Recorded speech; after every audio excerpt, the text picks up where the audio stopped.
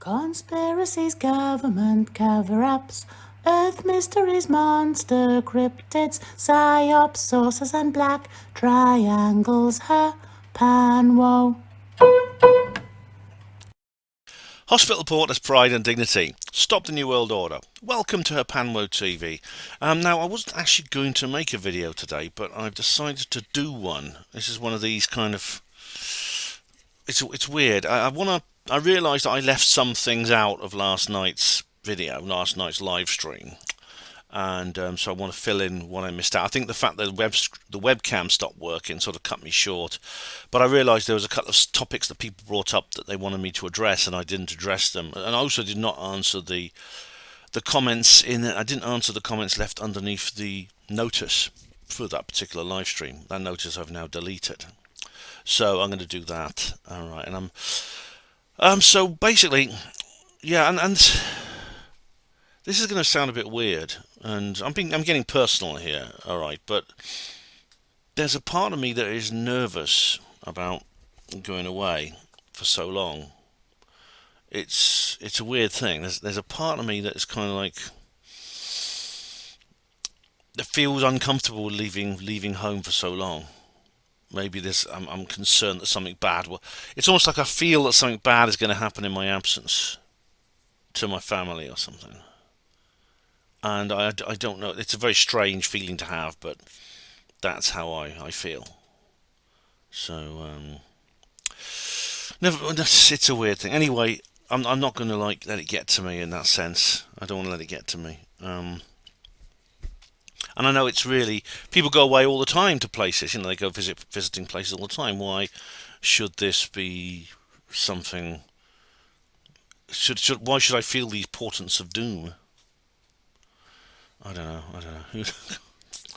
Anyway, I mean, it's silly. It's silly, and it's a misplaced emotion, but I do feel it. But anyway, somebody asked me about the Raimi memo. Now, this is very, very interesting. This is very interesting indeed, because you see, this goes back to the situation in General Raimi's office on the 9th, on the late in the evening of the 8th of July, 1947. And now, as I said, if you don't know what I'm talking about, then I'll put a link in the description box to the original live stream, and you can check that out. That's all I'm going to do. Excuse me. That's all I'm going to say or do. I'm talking about the Roswell incident, obviously. And the best way I can describe this situation, I think, is to read a passage from my book, where I have essentially fictionalized this whole scenario. So I'll just do that now. This is my book, Roswell Rising, a novel of disclosure. Price £10 at all good bookshops. Right, here we go. The taxi dropped them off at the base's main gate. This is Fort Worth, Texas. It was very similar to the one at Roswell, and they were questioned thoroughly by the sentries. They had their press cards taken away and examined for a few minutes. Then a pair of MPs escorted them into the compound. They were shown over to a building, and the escorts wordlessly held the door open for them. Klein found the cool, air-conditioned interior luxurious after the flare of the outdoors. They were given refreshments and asked to go and sit in a large conference room with wooden chairs around the wall. In the corner there was a steel radiator, off at this time of year, of course, beneath a curtained window. The curtain had flowery prints on it, and there was a black cloth sash lying loosely on top of the radiator. There was a thin, stringy carpet that left the parquet floor at the walls clear. More people joined them, fellow newsmen from other papers. Klein recognised some of them, and they chatted, catching up on old times. A door opened at the far end of the room, and a high-ranking AAF officer walked in. He was a brigadier general with a row of shoulder stars and a Persian rug of medal ribbons on the breast of his jacket pocket. His face was severe and mustachioed. To Klein he resembled the actor Clark Gable. "Good afternoon, ladies and gentlemen," he began in a deadpan and official tone. "My name is General Roger Ramey of the 8th Army Air Force. We will be starting a press conference in 20 minutes. Please take your time to make your preparations. Please take that time to make your preparations." Without another word, he returned to the door. Through the door. Tom got to work. He unfolded his tripod and opened his cases of equipment. With the ease of a complete expert, he assembled his camera and flash guns. In the corner of the room, an airman emerged from the same door General Ramey had just exited. He was carrying a large cardboard box. He tipped the box upside down and emptied its contents onto the floor in the corner. He returned to the adjacent room without acknowledging the reporters and shut the door. Klein moved closer and saw that the material from the box, now strewn on across the parquet floor, was a pile of broken struts and crumpled and torn metallic foil.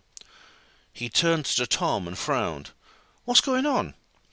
Tom was all set up in good time before the office door opened and 5 men marched formally out into the room, led by General Ramey. "Jesse!" Klein gasped out loud. One of the men was Jesse Marcel. The Major looked up at his name being called and briefly met his friend's eyes before snapping back into professional catalepsy. Behind his military poise, Klein could see that Marcel was in mental turmoil. His eyes were blanks and his cheeks flushed. The row of men were stood at ease and General Ramey stepped forward. "Ladies and gentlemen of the press," he said, "I've invited you here today to give you the real story behind what happened yesterday in relation to the claim that the Roswell Army Air Force had salvaged the remains of a flying saucer. I'm afraid the truth is far more mundane. Major Jesse Marcel here," he pointed at Jesse, "made a mistake. What he thought were fragments of a shipwreck from the stars were actually just a high-altitude weather balloon. What you see before you," he pointed at the debris on the floor, "are the shattered pieces of just one such balloon. These are the very fragments that Major Marcel found. The foil pieces are part of a radar reflector. Warrant Officer Newton will explain." Another man advanced a pace and addressed the audience. "The General is correct. This is definitely a broken weather balloon. I'm part of the meteorological team here at Fort Worth AAF, and we send these up all the time, maybe a few every day. The radar targets are attached because the balloons float very high, too high to see. They tell us wind speeds and directions, which is very important for flight operations. This balloon may well be one of ours. It drifted westwards and came down in New Mexico, where it was found by the rancher Mac Brazel." He rambled on for a few more minutes, giving technical details. Then it was time for the photo shoot. Ramey directed it. "Major Marcel, could you hold the material for the cameras, please? You'll need to crouch down to be in their frames. Is the light all right? Is the light in here all right for you folks?" Tom clicked away. His flash gun thumped over and over, joined by those of other photographers until they blended into a flickering drum roll. The stench of burnt magnesium filled the air. Major Jesse Marcel squatted down in front of the radiator and the wooden chairs, holding one of the largest pieces of weather balloon in his hands. He managed to force a thin smile as he gazed up at the press gang. That's not a history. That's not a description, an official description of what happened on the evening of the 8th of July, 1947. That is simply my own fictionalization of that scenario based on my research. Now, it's very interesting though because something that's you can see actually something. If you look at the photographs, I'll show you. So these are the photographs that were seen there. There's these photographs like this. That's Colonel Dubose there standing next to General Ramey. And here's another one. There's a whole series of these photographs. You've seen this is the famous one with Jesse Marcel. That's the one I've just described. And this one where he is forcing a kind of a smile. Now, in several of the ones here, now especially the ones where Ramey appears himself with Dubose, and this is what somebody brought up. Someone brought this up, and they asked, "Ben, what about this, the Ramey memo and the deciphering of the Ramey memo?" And of course, I said I'll come back to that later. I've been reviewing last night's live stream. I've just uploaded it, by the way, to alt-text, so you'll watch it there. Now, as you can see in some of these pictures, like this one, General Ramey is holding something, a piece of paper. It looks like a folded letter. You can see it here more clearly. There, like that.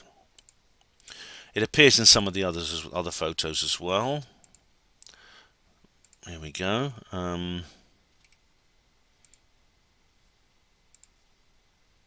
There it is again. Same letter there. He's turned away now, so you can't see the print, but it's probably the same letter. This has become known as the Ramey memo. We don't know what it is, except it's a piece of paper with typing on. Someone's typed, and in some cases, Ramey is displaying it. He's actually showing it. Now, I cover that. There's an article here you might want to read here, reading the Ramey memo, A New Hope. And as you gathered, this is actually about the fact that what is actually in that letter, and you can't. It's very difficult. It's difficult to see because it's being held in Ramey's hand, but in a distance. But you can see the text on it, and several researchers, such as David Rudiak and Bill Wood, whom I mentioned last night, thought maybe it's possible to read what is actually on that letter. Is it possible to, if we can get a good enough print, or better still, the negatives of that particular photograph, we may be able to enhance the image enough to be able to read what's in that letter. And it's interesting. If it is sensitive material, Ramey's just holding it in his hand casually like that. He's just sort of like walking around with it. Now, obviously, this does have to be. Obviously, the original photographs were only published in a newspaper, and of course, the resolution of newsprint is very low, so no one would have seen anything. Which the text would be completely illegible, probably even visible. But of course, the prints have been found, and indeed the negatives now have been found, and they've been analysed. They have been analysed. Now, it's not possible to,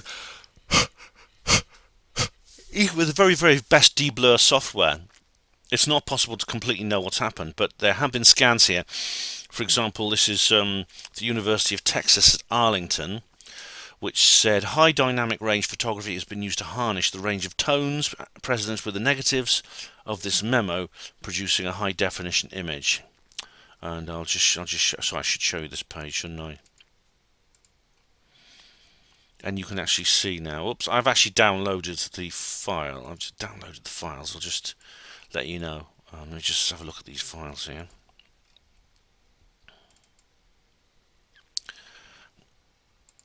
Okay, I'll just go to display capture again. Now that's not very good like that, but if you scroll on like that, it's slowly but surely you can make out a few of the images. You can clearly see that this is writing, this is print from a typewriter.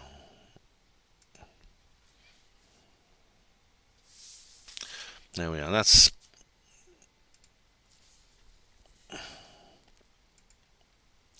I don't know why Ramey did this, by the way. I mean, was it some kind of subconscious guilt? Oops, that's from something else. That's just something else. That's a meme that I found. Now, which is not relevant. Who knows why he did this? Was it subconscious guilt of some kind? He thought, I don't know, because you think if it's really that sensitive, he'd lock it in his drawer of his desk before he went out to meet the press. Or maybe it just didn't. Maybe it just didn't occur to him. Maybe he was busy wandering around. He had this in his hand, and he didn't have time to put it down somewhere. And he was just cold. He'd probably forgotten he had it in his hand, perhaps. Who knows? But it's one thing's certainly. I doubt very much he would have thought that there was really a risk, because he knew that these were news photographers. It was all going to appear in the newspapers. No one would be able to see anything. It was just a piece of paper. It wouldn't appear in the resolution of newsprint. He thought even if people got hold of the original print, they wouldn't be able to see what was written on there. However, he probably did not guess that 70 years in the future, someone would invent some technology that could actually at least to have good guesses on what the words are. And I mean, some of the this memo, therefore, both the images, the various images of this memo, it appears in at least 2 of these photographs, have been analysed. Not every word can be recovered directly, Some of it is obscured by a fold in the page. Excuse me. But there is this transliteration here that has been actually extracted from the images. And it says here the word urgent can be seen, HQAAF, that is Headquarters Army Air Force, Washington, 8 Jul, that's JUL, July 1947. And there's the word Vandenberg from HQ8AAF. And there's the subject line that says Roswell. And it says, and these are the several of the things that have been actually extracted. And we don't know for certain that's what these words say, but it's likely, because if you go through the dictionary, there's not many other words that look like these. FWAAF acknowledges that a, quote, disc, unquote, is next new find west of the cordon. At location was a wreck near operation at the, in addition, quote, unquote, pod, airfoil. Second line, quote, unquote, ranch and the victims of the wreck you forwarded to the team at Fort Worth, Texas. Line 3. Aviators in the, quote, disc, unquote. They will ship for 1/8, the 8th Army AMU. That's Air Material Unit, AAF. Fourth line. By B-29ST, that's a Boeing 29 aircraft, or C-47, that's another transport aircraft. Wright AF. Wright Field AAF, that's Wright Field, yeah. Assess airfoil at Roswell. Assure, assist fly out about. That's all capitals, that last line. Number 1, the CIC, that's Commander-in-Chief. Team said this misstate, meaning of story and think noon, said. Sixth line. Late today, next sent out PR. That's just the per, and it's like that seems like that's the first bit of a word. Of weather balloons would take stroke work. 7. If photos used and land DEM DAM stroke RAWAN cruise. Better if they add next top secret. So we don't know exactly for certain that's what it says, but it's an example of it's almost like Raimi subconsciously left this little clue unknowingly for the future. That's what it feels like. Maybe it was subconscious guilt. I don't know.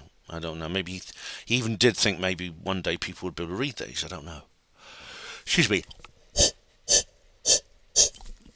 Okay, so next step. I think we should go through the notice comments. Now, somebody left some comments, of course, on the notice, which I didn't read out. I always try to remember. I always try to say to myself, must read those out, must read those out, must read those out. Now, where are we?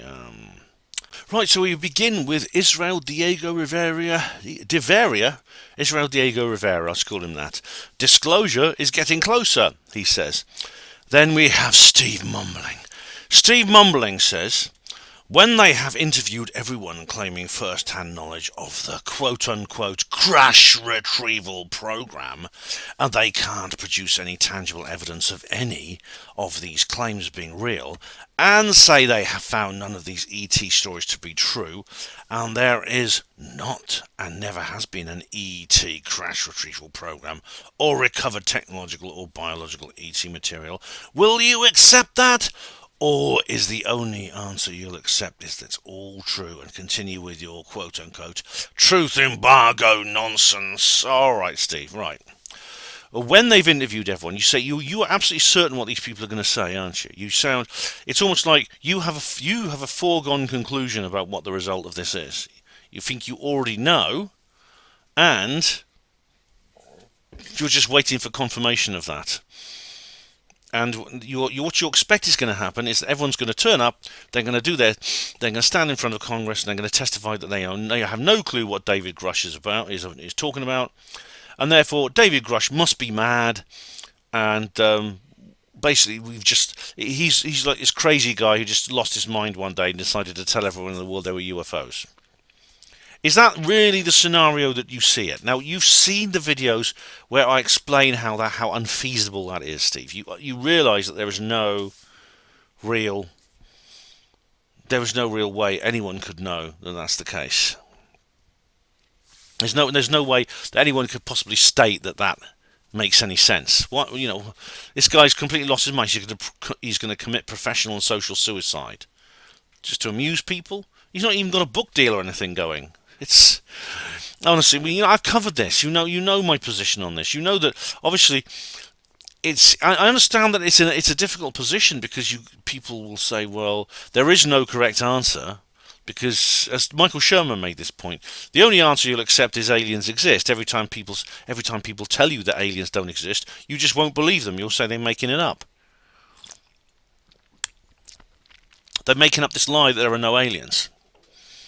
So that's the only right answer the government can give you, is that yes, aliens exist, and we've been hiding it from you. Now that of course would be an unfalsifiable hypothesis. However, we don't just say things like that to be stubborn, Steve. We are saying things like this.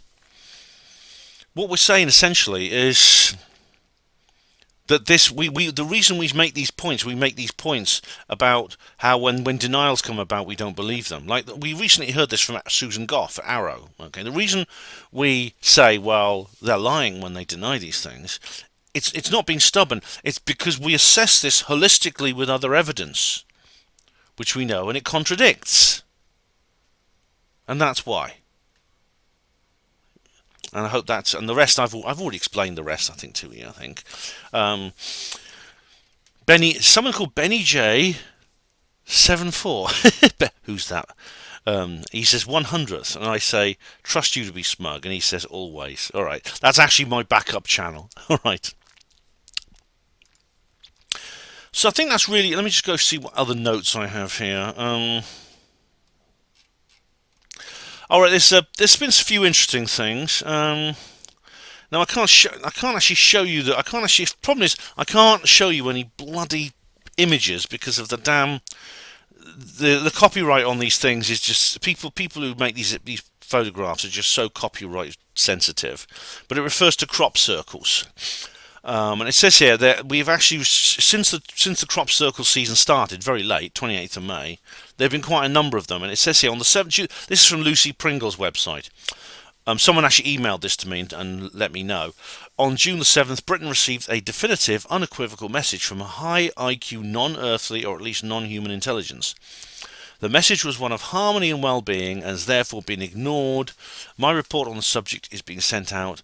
And it's in my monthly Crop Circle newsletter. That's Lucy Pringle. And it is here. 7th of June, NEAR devises a 36-fold division of perfect circle with no centre has appeared, i.e. it is divided into 10 equal 10-degree intervals. That involves dividing a circle by 9 to start with, and I doubt if any of us could manage that, even with access to the centre. I suggest that this is what we've been looking for all these years. Firm, concrete proof that a formation is not man-made. In the past, such arguments have been dependent upon a formation being huge, very complex, etc., which was fair enough. However, this is different. This time it's a logical impossibility.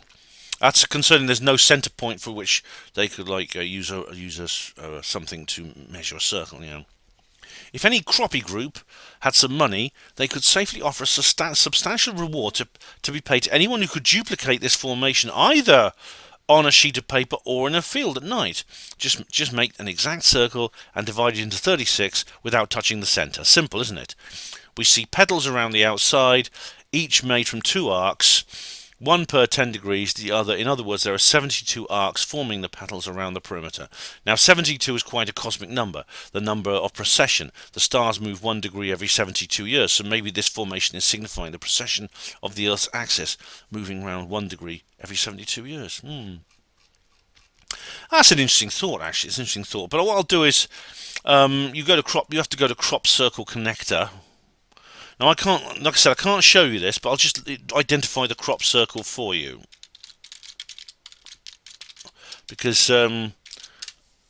it's very, very interesting indeed. And a 2023 crop circle season. Now, where is it? It's actually in another place close to, it is near Devizes. It's actually closer to Warminster than Devizes. Where is it here?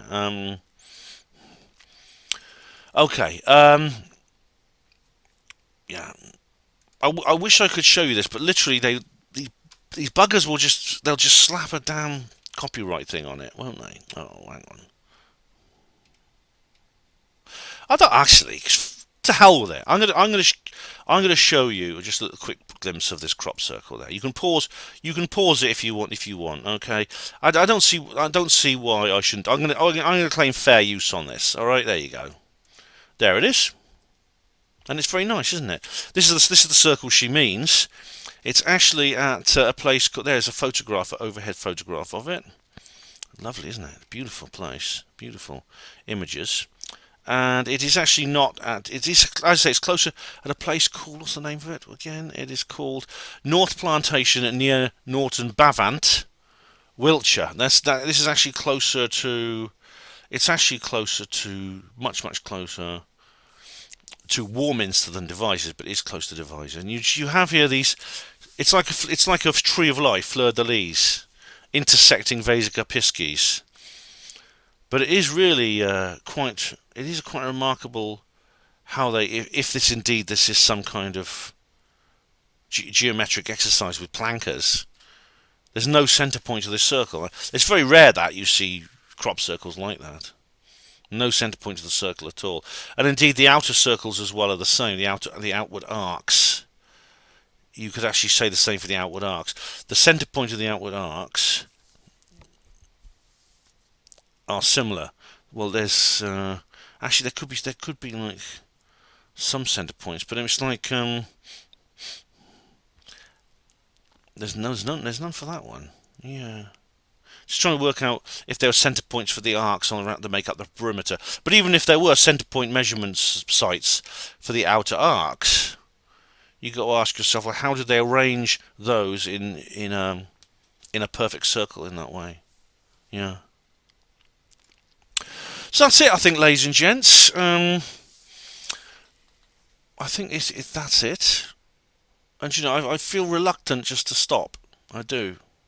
And it's weird. I've not been away for this long. I've not been away for 9 days since, like I say, I used to go and see Sue Stain. And even there, I had access to the internet. And I don't know, I've got like this. It's partly leaving my family behind. It's just crazy. It's like I'm not Magellan going around the world. I'm going for a camping trip on the Isle of Man, for goodness sake. But it's just how I am. I feel uncomfortable with that, and it'll be once I get there, I'll be fine. I know I'll be fine. I'll enjoy it. I know that I'm just a phone call away if anyone needs me, and I can just immediately get on a ferry back to the mainland and go home if I need to, if there's an emergency. The question I've got to ask myself, right? This is a long shot, but it's possible. I know Steve Mumbling will scoff at this. I'll take my glasses off because I don't have to read anything now. There's another possibility. There's another scenario I want to explore. What if when I'm over there, nothing bad happens, but something good happens? What if we get disclosure while I'm over on the Isle of Man? What do I do? Well, I'm not going to just drop everything and come home. I will. What will happen is if you don't hear it, I'll try and do. I'm taking my laptop with me, so I'll hopefully be able to do a quick report if disclosure happens. Right? It's just if really something really big on the disclosure front happens while I'm away, I'll find somewhere where I can get a signal, a Wi-Fi, and I'll do a quick video which I'll upload. It'll be a very crude one without any titles or anything, and then I will. And then I'll do more when I get home. It'll be annoying if I'm away for the big day. I mean, that's going to be a bit, but that's going to be a bit annoying. But you know what? I'll trade that in if it has. If it can happen, I'll trade that. I'll trade in that particular privilege.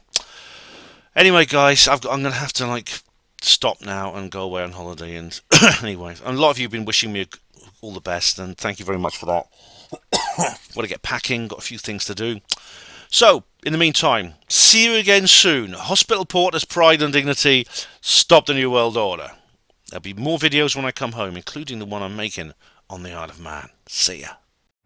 Conspiracies, government cover-ups, Earth mysteries, monster cryptids, psyops, saucers and black triangles, her pan woe.